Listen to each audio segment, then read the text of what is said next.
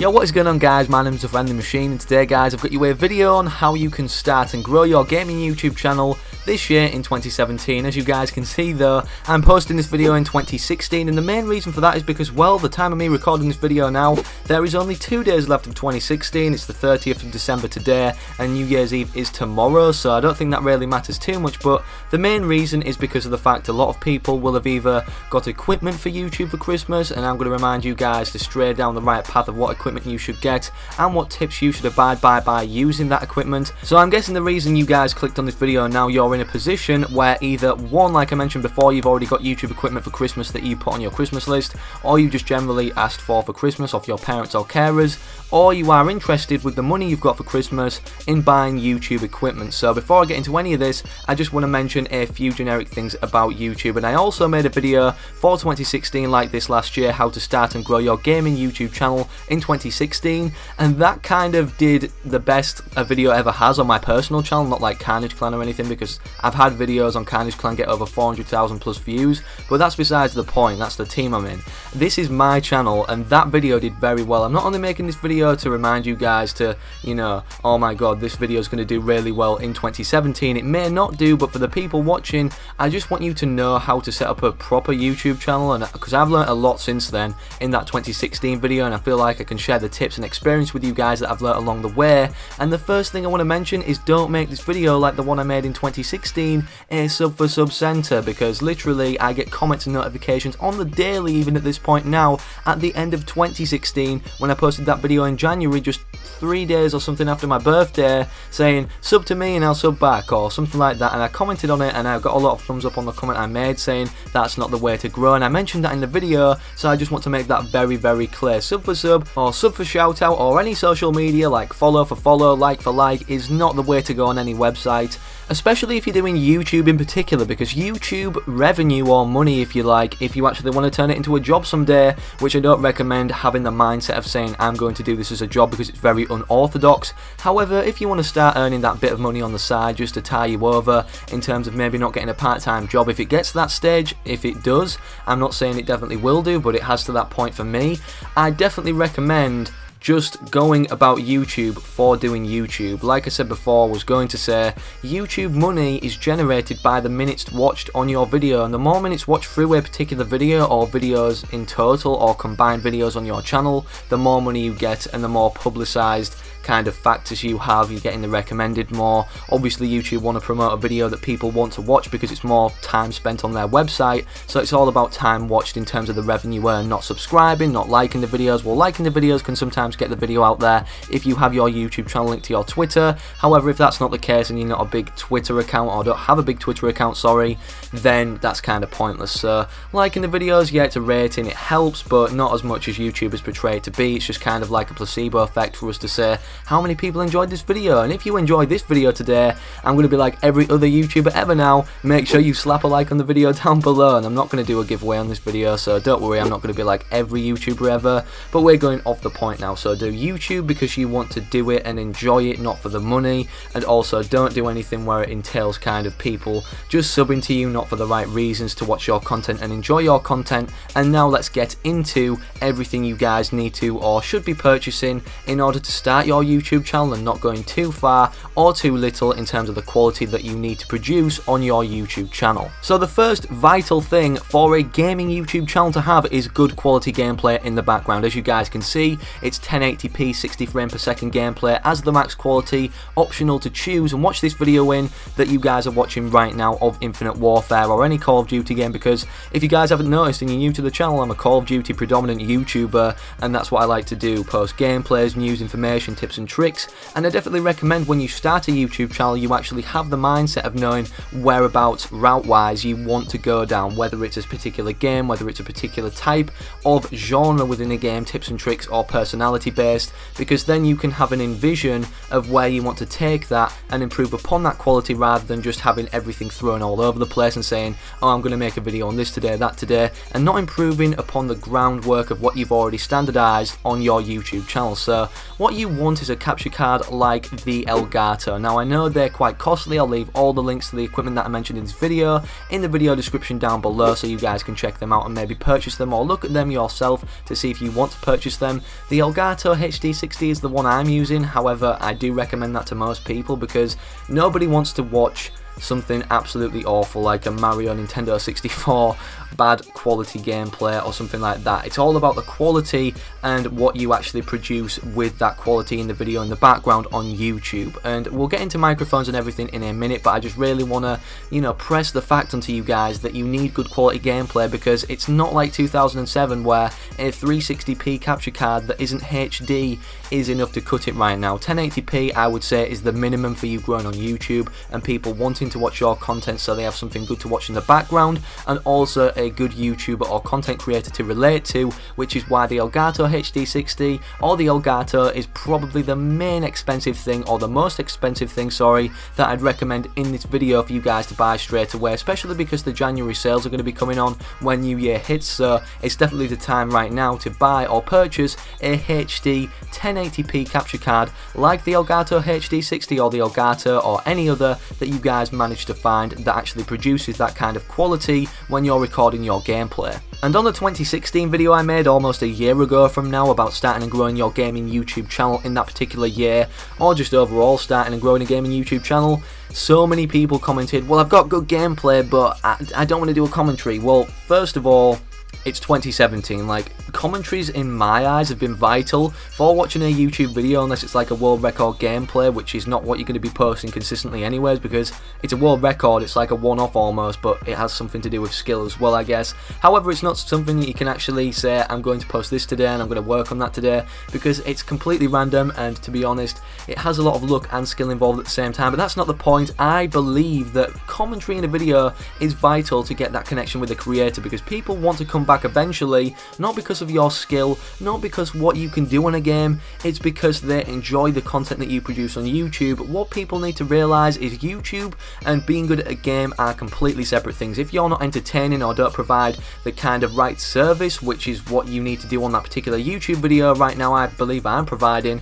by actually telling you guys what you need to do. However, some people might not think it's entertaining, however, some people might, it's just a matter of opinion, but you want to appeal as much as you can to as many people is what I'm trying to say, and commentary just fills another slot to connect with the creator directly and see what their personality is like, because it does come out in the commentaries. I know sometimes it can get annoying or frustrating or feel weird hearing the sound of your own voice, however, it's just getting used to it. I mean, I've had a lot of friends at school or whatever play videos in front of me and I'm that used to it now, I'm just like, what the heck anyways, I've got 12,000 subs, I love doing this and I'm not ashamed of anything I do on here, so that's why I do it, and you definitely really need to establish that ground. So think about it, if you could ever become successful, the only way to do it is hit it hard, and the hardest way you can hit it is providing everything content wise you can on your YouTube channel. So commentary, gameplay, high quality, editing, and we'll get into that in a second. I'll get into the editing software that I use, but it's not about what other people think of you, it's what about you think of yourself. And at the end of the day, if you're happy doing something, then no one can really stop you doing that. I really recommend to anyone out there who's afraid of getting bullied for their YouTube channel at school if someone finds out, or they tell a friend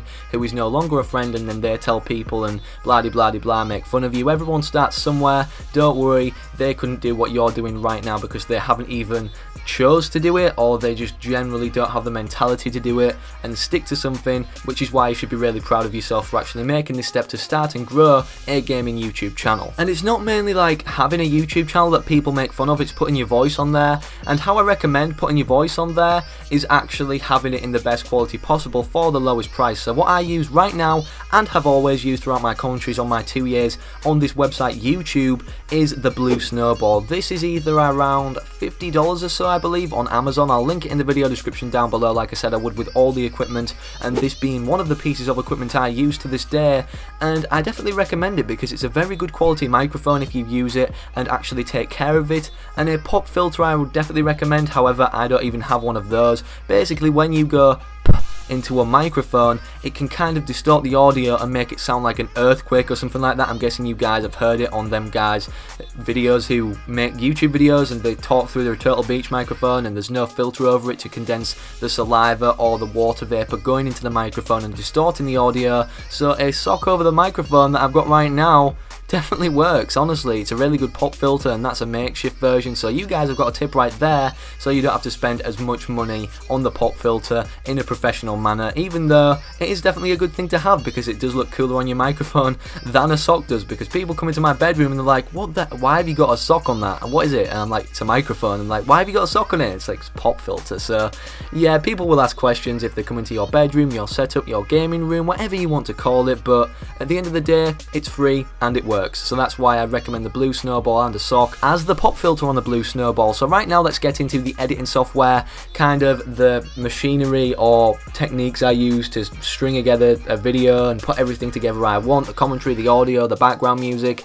is a software called Sony Vegas Movie Studio Platinum Suite 12. It was around £30. However, people, when they refer to Sony Vegas, think £600 or like Photoshop £600, which is the latest version or a very professional version that people use that are very big YouTubers. However, this software that I'm using, it's around, I'd say, $45, £30, and it does exactly the same thing, and I've always used it since the start of my YouTube channel, and I've often been complimented on my editing, particularly in videos where I've spent a lot of time on, because editing isn't an easy process. However, if you want tutorials on this particular software, I'll first of all link it in the video description down below for you guys, so you can go and check it out and see if you want to buy it, and I'll also link tutorials on how to use it, because I mean, I'm not the best explainer of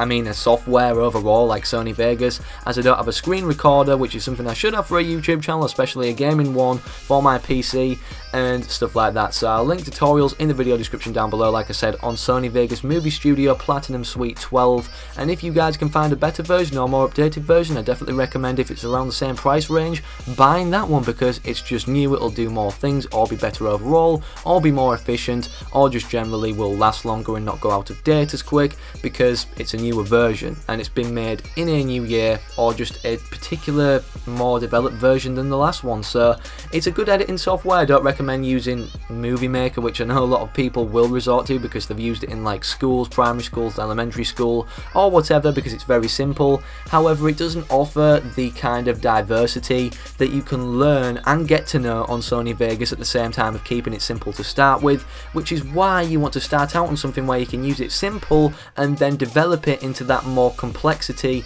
that you want to have in your videos and be comfortable with it because you're used to seeing the particular layout, or you're just kind of familiar with everything that goes on and how that software works, or everything on that particular software. Now moving on to thumbnails, which is mainly a reason why you might have clicked on the video, because the thumbnail was appealing or good in your eyes, and I know a lot of people actually steal my thumbnails, so I'm not surprised if you guys clicked on the video for the thumbnail and how attractive it was in terms of the colours. And what I make my thumbnails on, I may do a thumbnail tutorial when I get a screen recorder, like I said I don't already have for my PC. I make them on a software called GIMP 2.8. It's completely free and it basically does everything Photoshop does, however it's kind of spread out across a different layout in a particular unique way, and it's free at the same time. So if you get a cracked version of Photoshop and someone picks up on it if you're screen recording your video, you sometimes can get fined for that or sued for that. So the safe way to play it, even because GIMP is a lot easier and, to be honest, a lot better to use in my opinion, because I've used both,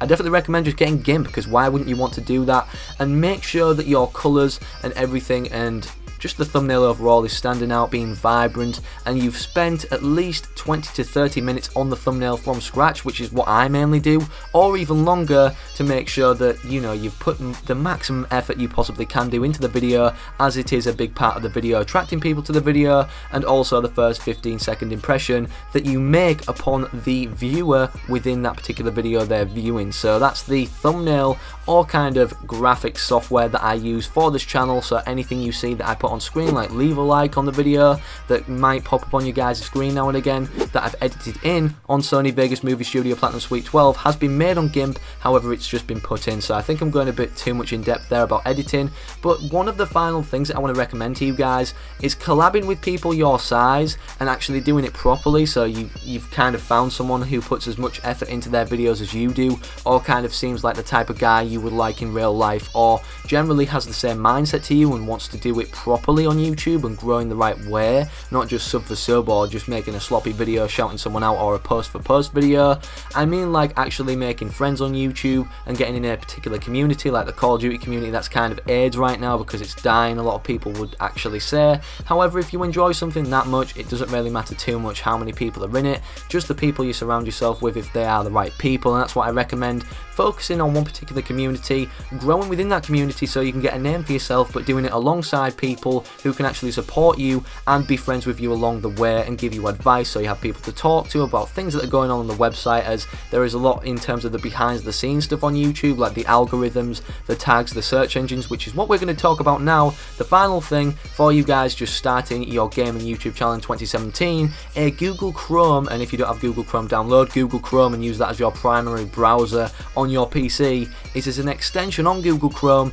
called vidIQ. vidIQ basically tells you everything you need to know about making your video SEO tagged in the best possible way. You can have maximum in a title on a YouTube video 100 characters, so that could be 100 A's or 100 B's or 101 numbers, you know what I mean? Like, you can click a key 100 times and verify it as your title on a YouTube video, which is definitely something very useful. However, here's the interesting part. In the description you can have up to 5,000 words, and this also tells you how many you've got out of that 5,000, and the same for tags. However, in the tags you can actually have up to 500 characters, and it will also tell you in the tags how many out of that 500 you've put in to your tagging of that particular video that you've just tagged or either are tagging at the present moment, as it updates after every tag or every character pressed and entered as a particular tag or individual tag on that video when you're editing it. And yeah, it's a really good way because tags are definitely a big thing now on YouTube, especially because so many people are doing it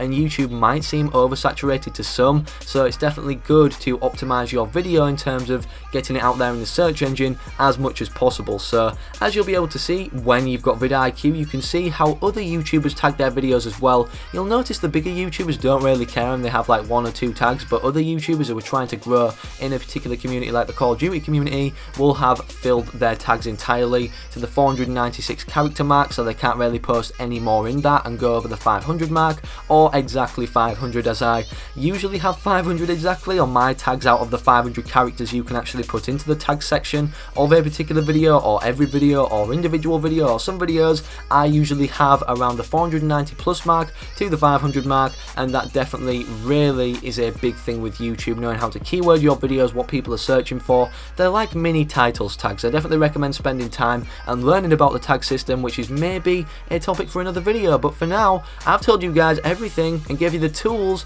that you can use in order to start and grow a gaming YouTube channel this year in 2017. So if you did enjoy and want to keep referring back to the video, make sure you slap a like on the video down below and also subscribe to the channel if you're new. I will reflect on this video, so right now we're at 12,200 subscribers. Let's see what we can get by the end of 2017. So thank you all for watching again. I'll avoid faces as usual, and before I go, actually, if you have any problems or inquiries that you want to mention in the comment section besides sub for sub or sub for shout out or like for like on my video on my YouTube channel, is you can comment down below for advice. And also, if you post consistently on your YouTube channel, that is definitely an important factor for growth and overall consistency and reliability of a YouTuber in general, because people want to watch someone who's posting new and fresh content, not the same shit over and over again. Even if it is similar, it doesn't matter, it's around your topic and what other topics people enjoy and subscribe for in the first place. And the very last thing before I actually do go, which I said I'm gonna go like 5 times or so now, if you noticed in the gameplay in the background or just throughout the background of the video,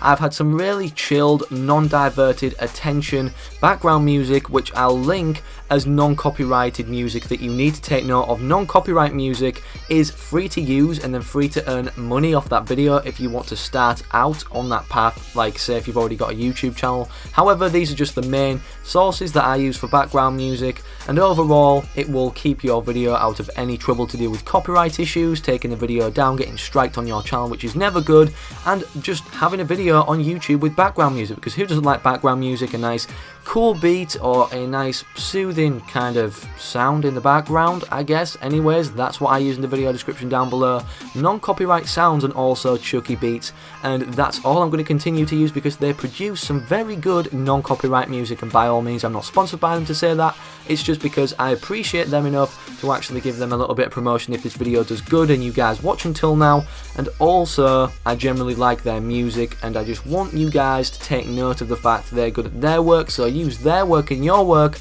and that will improve it in that little or kind of slight more of a way. So thank you all for watching again. I love all your faces. Hope you all had a very Merry Christmas and a Happy New Year, and I wish all of you the best of luck with your YouTube channels in 2017, or if you've already started it from this point now or before, good luck with the future or whatever it shows you in 2017. Hopefully it's better than 2016, because I know a lot of people didn't like it since the amount of people that died who were very valued or important, like celebrities or general loved ones or whatever. But I mean, that's without mentioning the fact it's a year gone by, and hopefully this next year can be better than the last, as we always envision it to be better than the last, and hopefully a brighter future is ahead of us. So like I said before, or many other times, thank you all for watching, and I'll see you guys now. I'm gonna go. Peace out.